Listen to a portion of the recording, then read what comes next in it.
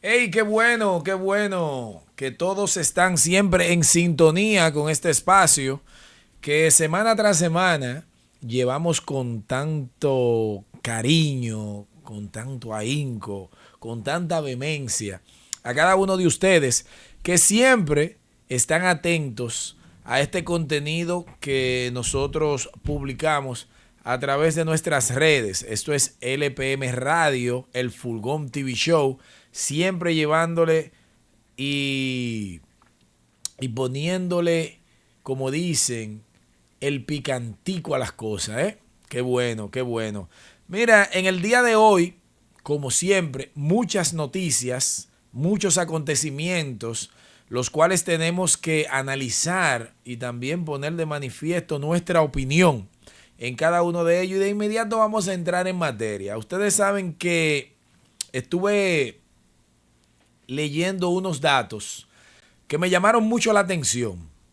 Me llamaron mucho la atención y de verdad que son unos datos alarmantes con relación a la natalidad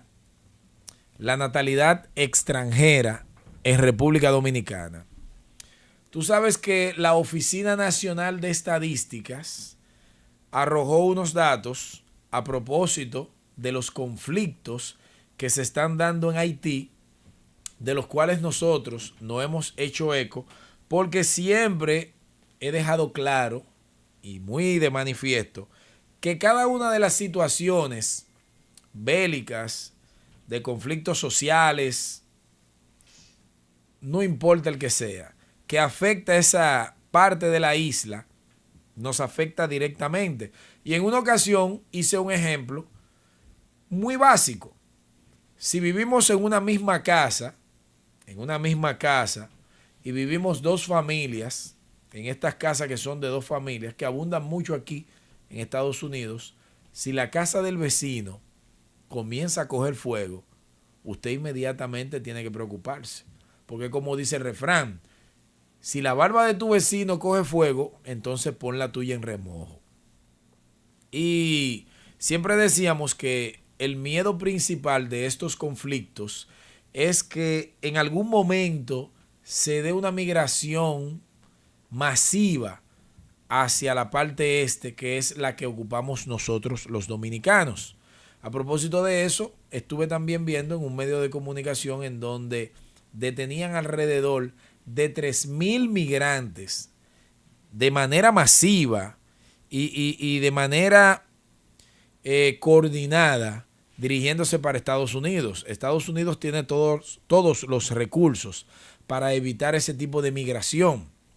Ahora, la República Dominicana no puede aguantar una migración masiva porque en la parte oeste hay más habitantes que en la parte este. O sea, en Haití hay más habitantes que en República Dominicana. Así es el dato. Y si se da una migración masiva por las circunstancias calamitosas por las que está pasando esta hermana nación, entonces no sabríamos si República Dominicana hubiera podido tener los recursos para poder evitar esta migración. Entonces, el miedo es la migración masiva, pero hay otro tipo de migración que se está dando, pero desde dentro. ¿Ustedes recuerdan esta historia que hacía en sus libros de la Ilíada y la Odisea, en donde recreaban la historia de Aquiles y lo difícil que se le hacía a este imperio de Agamenón poder penetrar las murallas de Troya? Y para poder penetrar las murallas de Troya tuvieron que inventarse un obsequio de los dioses. Los troyanos, que eran muy creyentes, le pusieron un caballo y ellos entonces introdujeron el caballo y desde dentro entonces todos los guardias dentro del caballo pudieron penetrar Troya sin tener que romper las murallas de Troya, que se le hacía imposible. Entonces nosotros tenemos un caballo de Troya y este caballo de Troya son las parturientas haitianas, que la Oficina Nacional de Estadística ha lanzado este dato y yo se lo voy a ir diciendo uno por uno. Fíjense, dicen que en este año, ¿qué pasó? 2023, no es el que está en curso, que es el 2024. Nos vamos a referir a las estadísticas del 2023. Hubieron 156,000 nacimientos en República Dominicana. De estos 156,000 nacimientos, el 82% correspondió a parturientas dominicanas. Esa es la regla. Pero aquí viene la excepción. El otro 16% correspondió a las parturientas haitianas. Si nos vamos en números fríos, entonces hay 26,000 haitianas que parieron en territorio dominicano. Es una cifra alarmante. En un solo año, una sola nacionalidad aportó 26,000 nuevos miembros. ¿En qué se traduce esto? Se traduce en una gran inversión de salud pública por parte del Estado Dominicano a estas parturientas extranjeras que van y dan a luz allá. Pero hay otra situación, que esa criatura nace y se queda en República Dominicana. Y poquito a poco entonces se va dando esa analogía, la cual estaba haciendo referencia al caballo de Troya, porque es una migración que se da desde dentro. Entonces, estamos viendo que las cifras van en aumento. Esas fueron las cifras del 2023. Vamos a analizar entonces, hoy día, que estamos en la mitad del año, a ver por cuánto va. Yo le voy a traer las cifras que hasta el momento está llevando estadísticamente la Oficina Nacional de Estadística. Esas cifras yo se las voy a tener en el próximo encuentro. Le voy a traer un trabajo detallado de investigación para que se vea la cantidad alarmante de parturientas haitianas que son una carga para el Estado Dominicano. Esto es preocupante porque es un Estado que es pobre. Es pobre. República Dominicana no puede cargar con este tipo de situación porque ya tenemos suficientes problemas con los ciudadanos dominicanos que viven dentro. En estos días vi ahí que el gobierno del PRM en estos 4 años ha pedido más préstamos que ningún otro gobierno en el tiempo que tienen gobernando. O sea, que si vamos a lo que sería el Producto Interno Bruto de la República Dominicana en base al presupuesto nacional, hay un déficit inmenso, hay un hoyo fiscal, que por eso es que se está buscando la manera de hacer una reforma fiscal, o mejor dicho, traer nuevas medidas impositivas para poder cubrir un poquito el déficit que existe en la economía dominicana. Entonces a eso se le suma esta gran cantidad de parturientas que vienen a ser una carga para el gobierno dominicano, para el Estado dominicano, porque los gobiernos pasan. O sea, los partidos llegan, hacen su trabajo, se benefician, hacen las cosas que tienen que hacer, pero el Estado se mantiene. Entonces, si hacemos un cálculo, los niños que no han nacido, o sea, los dominicanos que no han nacido, ya tienen una carga económica, una deuda a futuro que no sabemos ni siquiera cómo vamos a poder paliar esta situación. Tú sabes que en el mismo orden de Haití, para combatir la situación que se ha dado. En días pasados decíamos que Kenia envió otro contingente de 200 nuevos policías que se le suman a los 400 que ya se había enviado anteriormente. Entonces ahora Estados Unidos aprueba una partida de 60 millones de dólares para invertirlo en el proyecto de estabilidad social de Haití. Pero no estabilidad social que se traduzca directamente en los ciudadanos, no es a eso, es a la seguridad ciudadana, para poder estabilizar la seguridad ciudadana en Haití. También Estados Unidos envió vehículos, aparte de los 60 millones, que es una buena cantidad de dinero, aparte de los 200 policías que se suman a los 400, ya serían 600. Entonces Estados Unidos está aportando recursos económicos y también logísticos y también bélicos. O sea que estamos esperando que la situación pueda ir estabilizándose poquito a poco y ciertamente estamos viendo menos situaciones, no de violencia, porque la violencia se mantiene, pero el nivel de estadística de los fallecidos de manera violenta ha ido bajando significativamente. Se ha aguantado un poquito el control que tenían las bandas. Si pudimos ver en esta semana, se dio una noticia en donde la policía haitiana, conjuntamente con la de Kenia, recuperaba el principal puerto marítimo de Puerto Príncipe.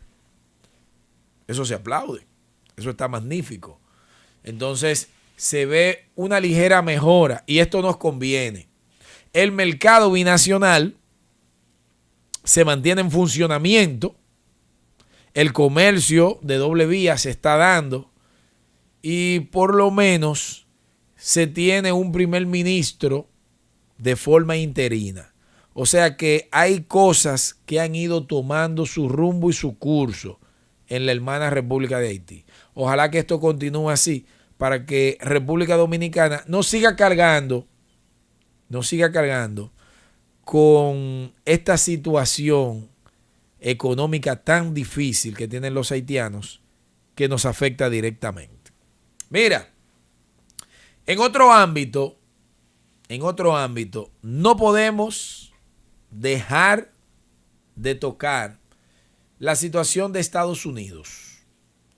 Estados Unidos, como yo decía en un comentario pasado, ha tenido en su historia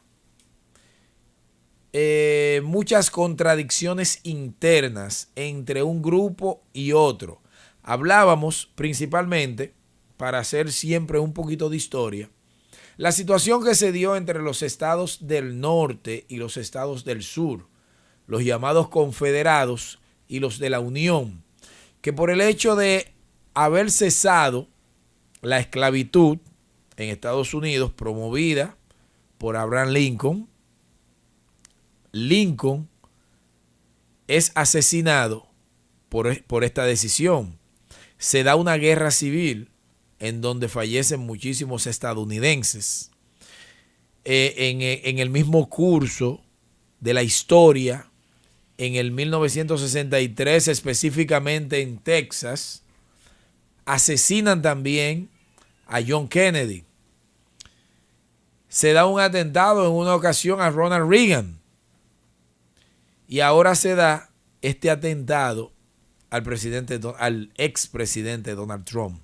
A raíz de esto se han dado muchas situaciones, entre ellas, porque son varias, se da la dimisión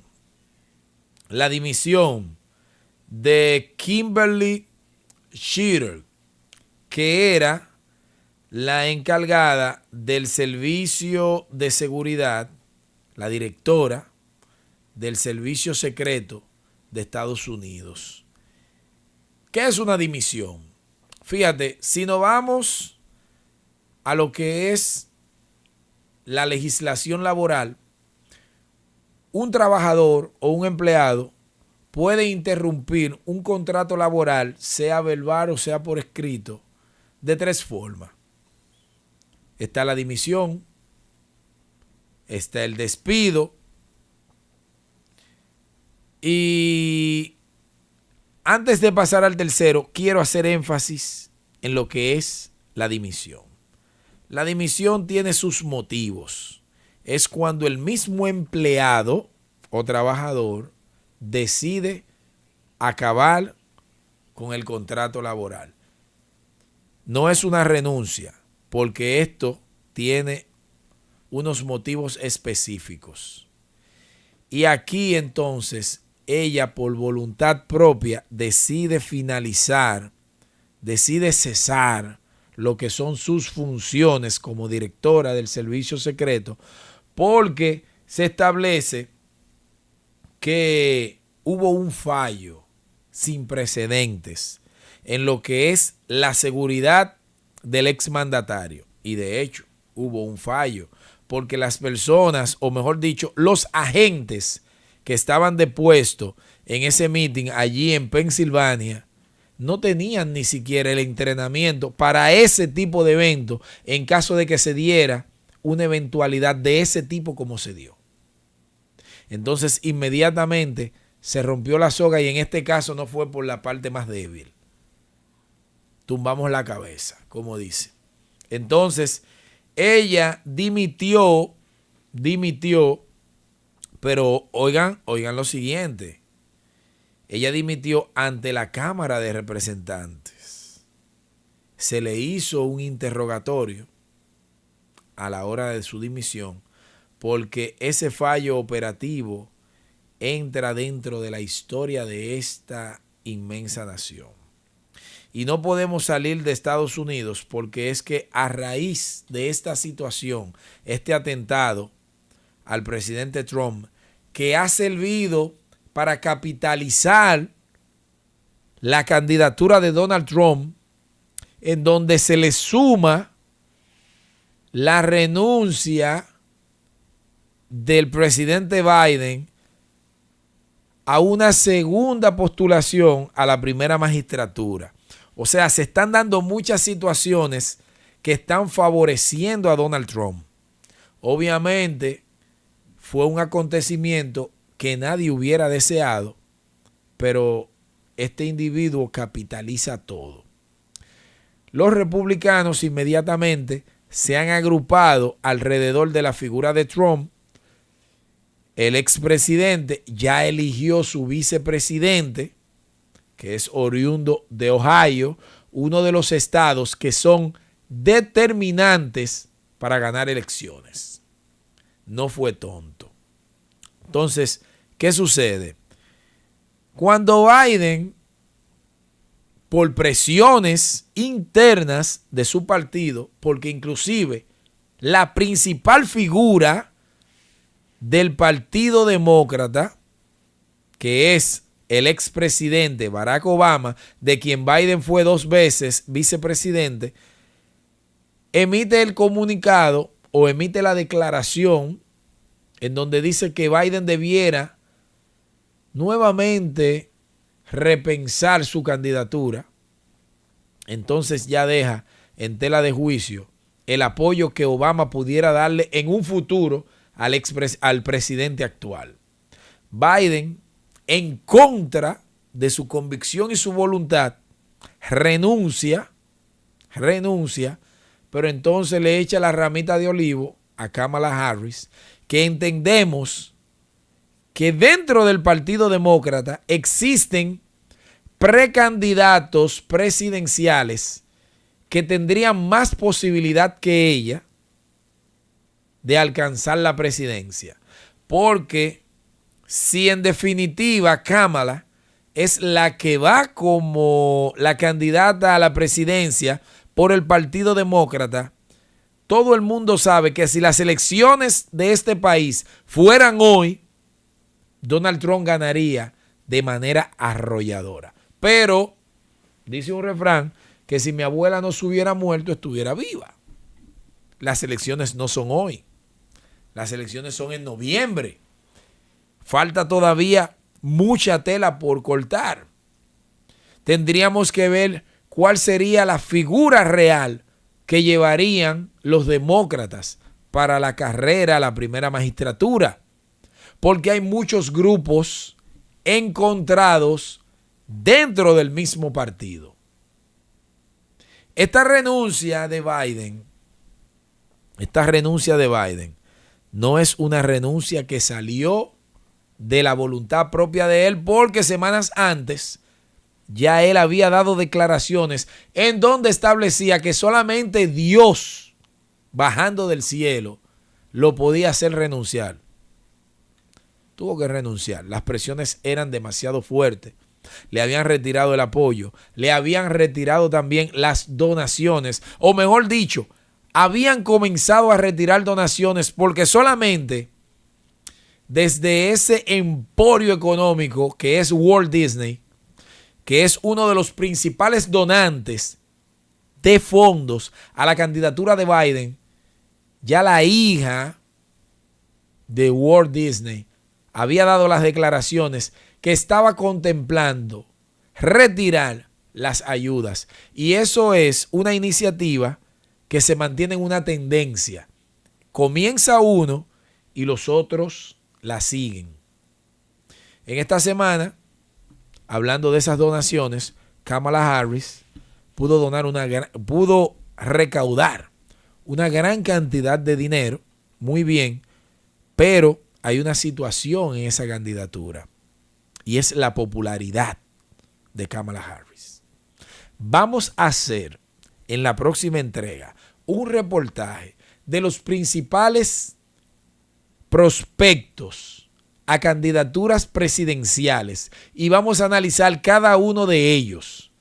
Entre ellos, vamos a hablar del gobernador de Pensilvania, que tiene muchas posibilidades dentro del Partido Demócrata. También el de Arizona, el de Illinois. Cada uno de esos nombres los vamos a plasmar aquí y vamos a analizar sus trayectorias y vamos a ver cuáles posibilidades tiene cada uno. Dentro del paquete que voy a traer para analizar, lamentablemente, no hay mujeres. No hay mujeres. Pero mi pregunta para ustedes, ¿entenderían ustedes, hablando de mujeres, que Michelle Obama tendría los méritos, la popularidad y la disposición del electorado para ser una posible candidata por parte del Partido Demócrata? Déjenlo en los comentarios, porque tenemos que saber cuál es la opinión de ustedes. Y quedándonos ahí mismo en Estados Unidos, ustedes saben que salió una noticia de esas fake news en donde establecía que el expresidente Jimmy Carter había fallecido. Esta noticia corrió rápidamente y debimos inmediatamente comenzar a investigar las fuentes para confirmar si la noticia era veraz, porque no podemos venir aquí a dar una noticia sobre la base de una información sin ni siquiera investigarla. Investigamos la noticia y ciertamente el presidente Jimmy Carter, que es el expresidente más longevo, tiene 99 años, está vivito y coleando. O sea que desmentimos esa noticia que salió en las redes sociales. El expresidente Jimmy Carter está vivo y coleando. Tú sabes que también voy a venir en la próxima entrega, ya que estamos con el tema de Estados Unidos a la cabeza. El tema sería para nosotros los dominicanos: ¿qué le conviene más al pueblo dominicano? ¿Que gane el Partido Demócrata o el Republicano? O vamos a ser más específicos y déjenlo en sus comentarios. ¿Qué le convendría más a la República Dominicana? ¿Que ganara Donald Trump o un candidato del Partido Demócrata? Hay muchos miedos porque una de las retóricas del presidente Trump es el ataque a la inmigración.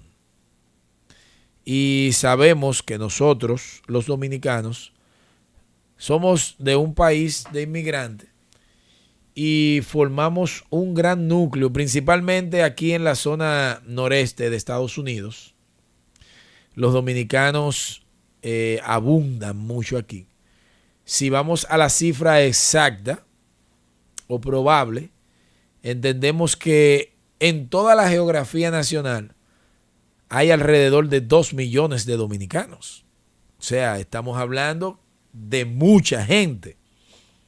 ¿De qué manera nos afectaría que el Partido Republicano ganara las elecciones en la figura de Donald Trump? Es un buen tema y lo vamos a tratar en la próxima entrega, pero con todos los detalles que le interesarían al dominicano de aquí y de allá. Recuerden que República Dominicana es un país que sus principales actividades comerciales son el servicio. Ya la economía de República Dominicana no se basa como anteriormente se basó en una época de su historia, en donde estaba basada más en la agricultura. Ahora son los servicios. Zona franca, turismo y las remesas. Y de esas remesas, más del 50% proceden de aquí de Estados Unidos, del dominicano que está aquí en Estados Unidos. O sea que Estados Unidos tiene una fuerte incidencia en la economía dominicana.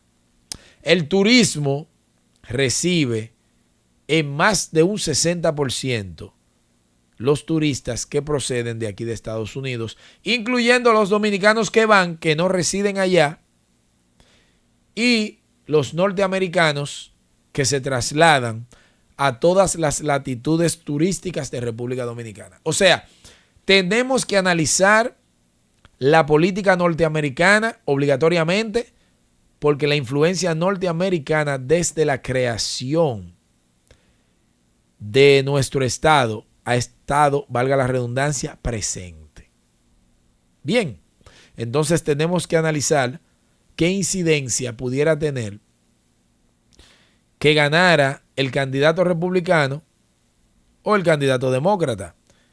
Quizás para lo que piensan que los demócratas serían los que más nos convendrían. Recuerden que Barack Obama es demócrata y fue el presidente que más deportaciones acumuló en sus 2 periodos, siendo demócrata. Recuerden que los demócratas son bien liberales y esas políticas haitianas siempre serían debilidad de los liberales. O sea que el que piensa que si Donald Trump, que es republicano, gana las elecciones, esto no perjudicaría, hay que ponerlo en una balanza. Le estoy adelantando un poquito de lo que vamos a analizar y también a investigar con datos fehacientes para que puedan tener una idea concreta y profunda de esta situación y la relación social, económica, religiosa y en todos los aspectos que República Dominicana tiene con Estados Unidos. Para hacer una anécdota, o no una anécdota, sino un señalamiento. Ustedes recuerdan que República Dominicana tiene una avenida que se llama Charles Sumner. Charles Sumner, para quizás lo que no lo saben, fue un congresista de Massachusetts que estuvo enfrentado directamente con el presidente Ulysses Grant y estuvo totalmente en contra de la anexión de República Dominicana por parte de los Estados Unidos. Esto inclusive le costó la carrera a Charles Sumner.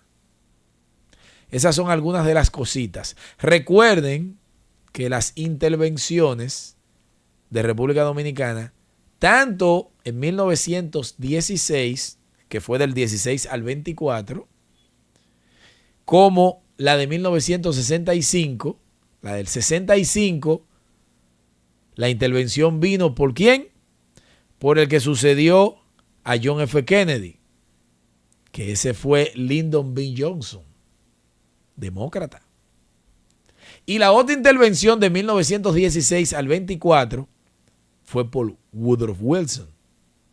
Entonces, vamos a hacer un análisis de la historia para relacionarla con el presente y lo que está sucediendo actualmente con las elecciones y las situaciones aquí en Estados Unidos. Mira, saliendo de Estados Unidos, yéndonos directamente a América del Sur, hay una situación en América del Sur con la izquierda y la derecha. Ya vimos el intento de golpe de Estado en estos días en Bolivia. Bien, perfecto. Vimos que Lula da Silva, presidente de izquierda, ganó en Brasil. Perfecto. Por suerte, en Argentina, que tiene uno de los hoyos fiscales más grandes del mundo, Milei, que es de derecha, le pudo ganar a la facción peronista de Cristina Kirchner. Pero ya tenían mucho tiempo los de la izquierda en Argentina. De igual modo en Uruguay también.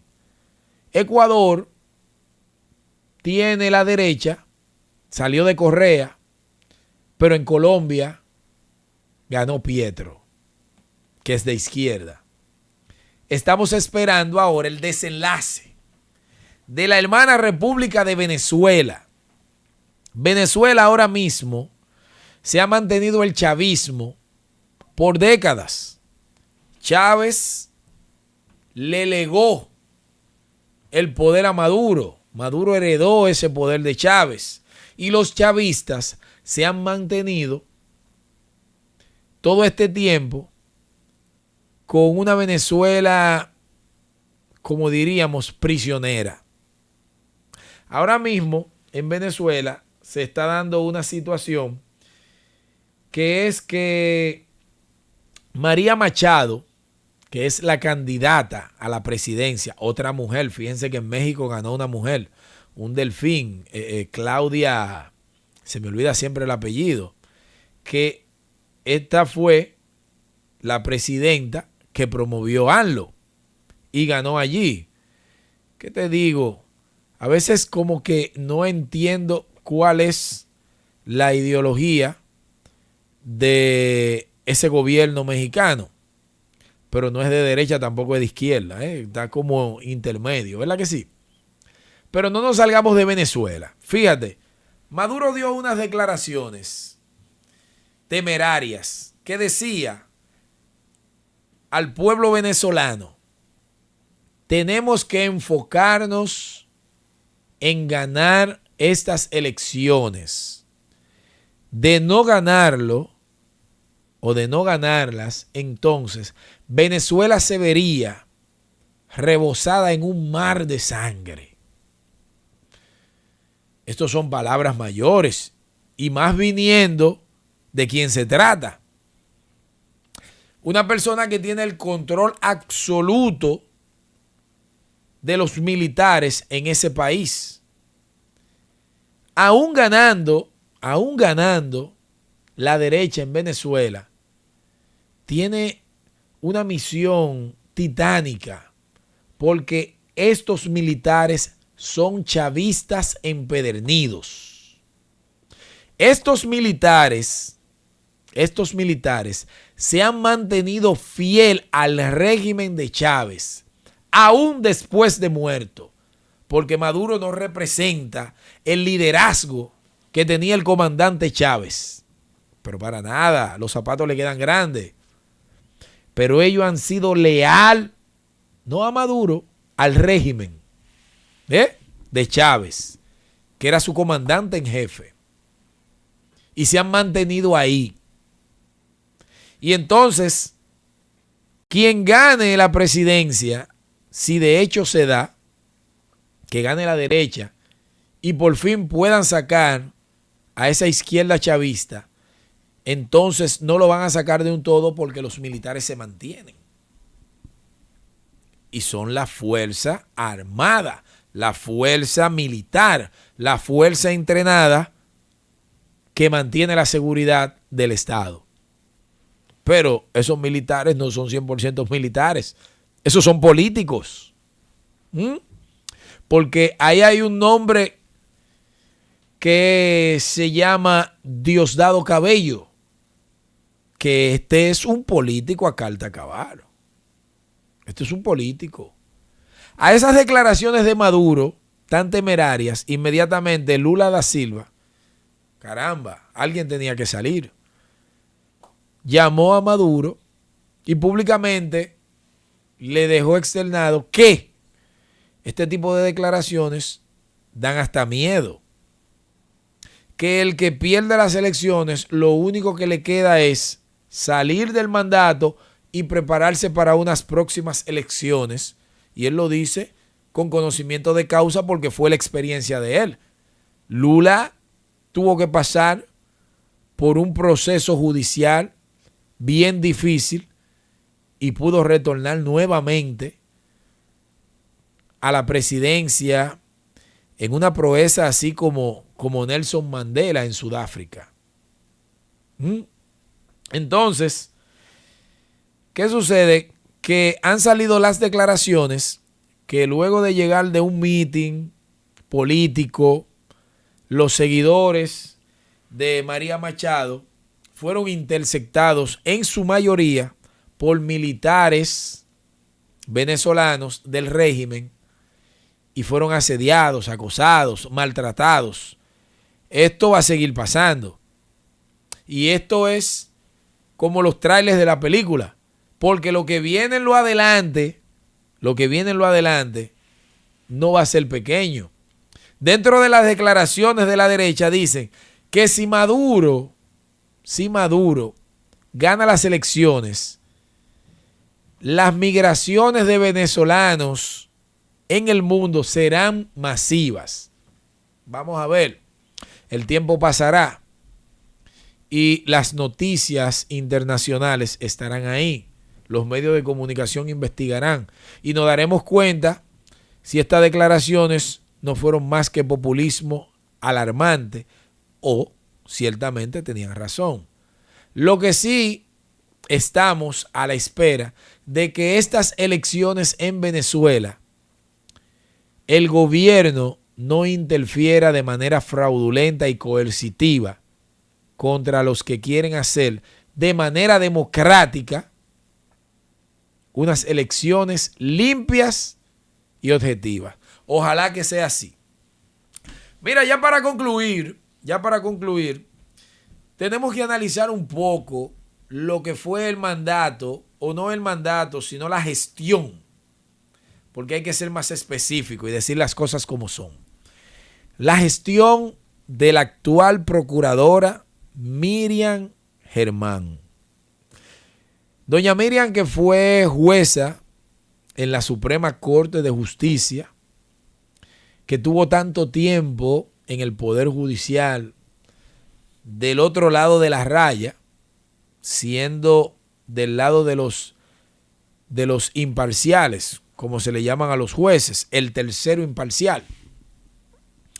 A doña Miriam le ha tocado jugar un rol, lo que le llamaríamos una papa caliente, en donde la nombraron como procuradora el mismísimo día. Fueron las dos primeras funcionarias que nombró el gobierno sin ni siquiera haber hecho la transición. Fue como un mandato que llegó una raya de otro sitio y inmediatamente Luis Abinader, en la celebración de las elecciones, cuando ganan y lo declaran ganador, inmediatamente Jenny Berenice Reynoso y doña Miriam son nombradas en el Ministerio Público. Ya Jenny estaba en el Ministerio Público, no es nada nuevo, ya tiene una carrera bastante larga, pero doña Miriam tiene su carrera en el Poder Judicial allá en la Suprema Corte de Justicia y ocupa la posición de procuradora. ¿Qué sucede? En esta gestión histórica, y digo histórica porque en la historia de la República Dominicana, en la historia de la justicia dominicana, nunca se había perseguido judicialmente a un procurador y lo llevaron preso. Jean Alain, independientemente de que su caso aún no concluye, estuvo más de 18 meses bajo una medida de coerción preso. Un hermano de un expresidente, Alexis Medina, preso. Una hermana de un expresidente con una medida de coerción, aunque no de prisión preventiva, pero tenía una medida de coerción. Una gran cantidad de funcionarios y exministros sometidos a la justicia, que si comenzamos a contar, está el caso Pulpo, el caso Calamar, bueno, todos los moluscos del mar, porque así lo denominaron. ¿Y qué sucede? Desde el punto de vista mío, yo veo eso como algo positivo porque se le manda un mensaje a las otras gestiones. Obviamente, los que entren al poder van a buscar de toda manera y forma de cómo tejer la red para nuevamente comenzar a cambiar jueces, fiscales, para tener la justicia a su favor. Pero esto es un trabajo que hay que hacer, ¿entienden? Entonces, doña Miriam ha anunciado que inmediatamente Luis Abinader agote este mandato que concluye el 16 de agosto, o sea, el mes que viene. Ella ya ha dejado entredicho y lo confirma que no sigue en el puesto. Entendemos que ha sido una posición difícil por la gran cantidad de casos que anteriormente no tenía el Ministerio Público. Son casos políticos, que son casos que demandan de mucha atención, expedientes en donde las acusaciones rebasan inclusive hasta las 12,000 páginas. Entonces, ella da unas declaraciones en donde dice que ni perdí ni gané. Hay que tomarle la palabra a doña Miriam y analizar qué quiere decir con eso, porque no es una persona que habla por hablar. Cada frase que dice es pensada y con un significado. A veces entre líneas y hay que interpretarlo. Pero de la única forma que podemos saber es ella dando las declaraciones de manera íntegra. Pero estas fueron sus palabras. Ni perdí ni gané. Y fíjate que en esa gestión de doña Miriam pasó como si fuera un guión de una película. Porque todos recordamos el amargo momento que Jean Alain, cuando era procurador, le hizo pasar en el Consejo de la Magistratura. Situación desagradable para todo, no solamente el que es abogado, que conoce la materia, conoce la situación, sino para cualquier ciudadano que tenga dos dedos de frente.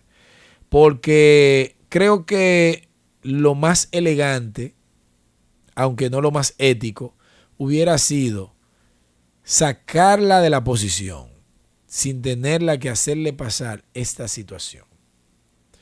Pero el destino, que es tan raro, hizo que se viraran entonces los mandos de poder y entonces Jean Alain quedó en una situación vulnerable y hasta ridícula.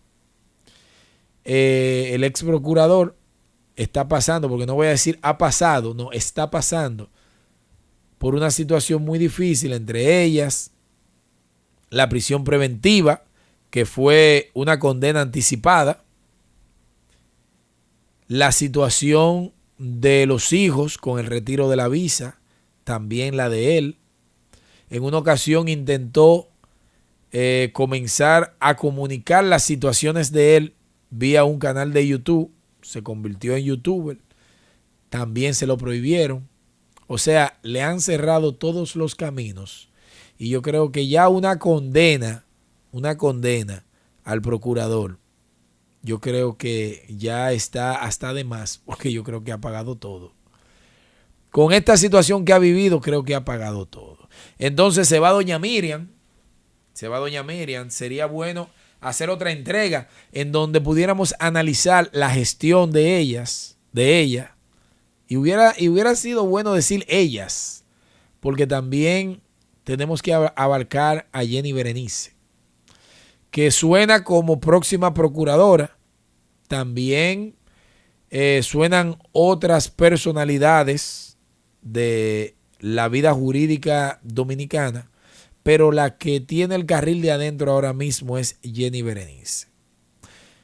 También está Camacho. Vamos a ver a quién dispone el presidente Abinader después del 16 de agosto, ya que se está viendo que se están dando los cambios dentro del tren gubernamental antes de concluir el mandato. Mi gente, para mí fue un placer inmenso haberle llevado estas informaciones, haber comentado con ustedes un poquito de lo que es el ámbito nacional e internacional. Espero que hagan sus comentarios, que puedan compartir este contenido y que estén con nosotros nuevamente en una próxima entrega. Esto es El Fulgón TV Show.